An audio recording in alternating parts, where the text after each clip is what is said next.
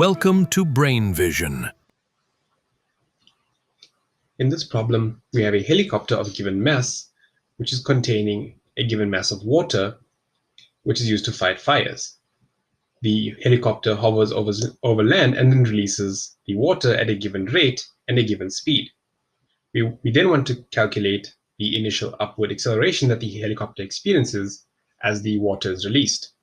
So if we use our flow equations and we take the upward direction as positive, the flow equation tells us that the sum of the forces acting on the helicopter is equal to m dv dt minus v times the speed of ejection, vde, times the mass flow rate of ejection, dme dt.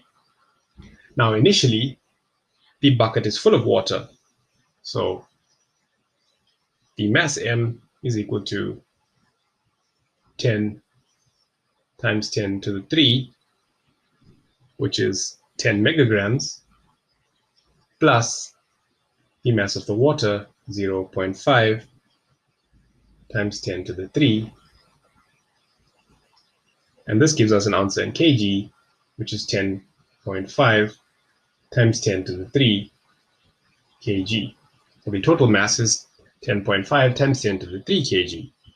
So if we go back and put it into the flow equation, there's no net force acting on this helicopter as it hovers. So the left-hand side is 0.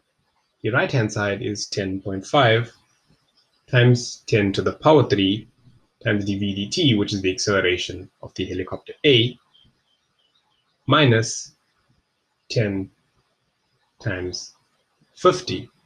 So we can rearrange this equation and find the acceleration. So we can see the acceleration here is due to only the ejection of water.